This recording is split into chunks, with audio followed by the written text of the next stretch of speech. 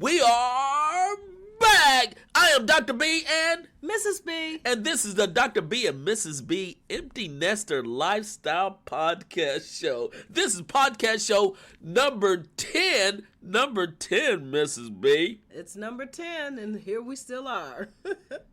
Very nice. Yeah, we are still here. And with that being podcast show number 10. Mm-hmm. And let me just, before we get into it, I want to thank all our listeners from our last show, podcast show number 9, about Valentine's Day and how we feel about our relationship. It was a great show. We want to thank all our Apple Podcast listeners, Podbean, also Players FM. Outstanding. Thanks for downloading, and please do not hesitate to subscribe. So, thank you. Yeah, thank you. And so with this show, we want to stay consistent on a little bit of more of the national level that relates to everyone, particularly to empty nesters, but get to the heart of these issues. Tonight's question is, this week's question, that is, Mrs. B. Yeah, this week's question. How do you feel about dieting and health and fitness regimen as an empty nester? Wow. Yes. That is a fully loaded question. How do I feel? With the amount of research, intellect, our own life experience, from the time childhood to marriage, to children, how do you feel now? To children, to going through life, through pregnancies, eating, dietary patterns, it all adds up. And that's what Dr. B doesn't understand, particularly about the dieting and exercise in the female body, female woman body. How do I feel about empty nesters lifestyle, diet, and nutrition? It has been a journey for me.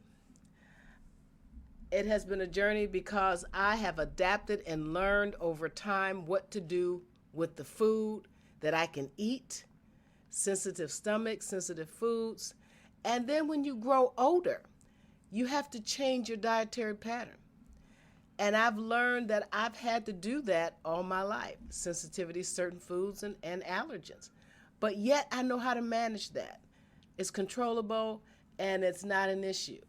What happens now that I'm an empty nester, along with Dr. B, and having grown children doing their own living of food and life? It is a lot of choices I have, going out to eat different types of things, but having to know that I need to watch what I eat. I'm having a lot of fun with cooking different types of food, different types of seasoning, fresh types of seasonings that doesn't upset your stomach, things that are mild but very flavorful. I would say flavorful and fitness, changing how I exercise, taking not only dance that I had for all my life, but Pilates, all that goes into it. How your body reacts to food, how you get around, your motion, all of that goes into how food is digested. And it's interesting because now that I'm older and empty nester lifestyle, let me finish here, I have to watch even more so how I eat. But I change the different type of dietary patterns and make it fun and exciting and flavorful and have fun eating food and watching my diet and keeping the weight down and exercising and trying new things.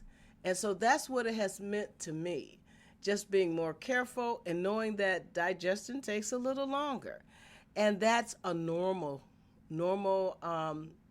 way to get into the routine of habit of eating and staying fit.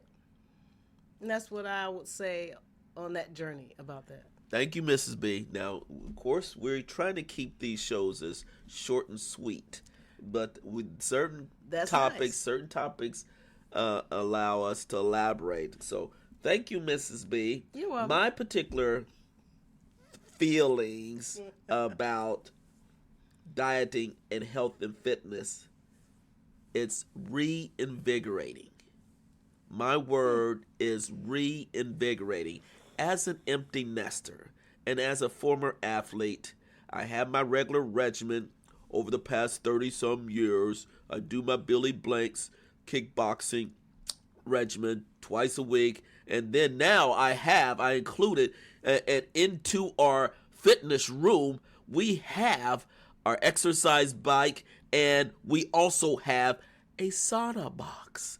My sauna box, which I do once a week, my goodness. and that is something I've added to reinvigorate my skin, my ability to reinvigorate my skin. Like I said, my congestion. I'm still getting through congestion and all that. It reinvigorates you. So you got to add new items, new regimens to your exercise regimen to keep it even more, I would say, entertaining, and keep it in a exciting exercise regimen. So it's reinvigorated. And we also have a new treadmill coming to our homes very, very soon. And I can't wait for our new treadmill. So we have a completely new health and fitness exercise room that was a TV room, and now it's a health and fitness room just for Dr. B and Mrs. B. Yay. So I'm reinvigorated as an empty nester. So there you go. That is so important, to slow down, put the importance, and re-strategize not the dieting, but health and fitness, and to be real of what you can really do. Not overdo your exercise regimen, but to do what you can and keep it up regularly.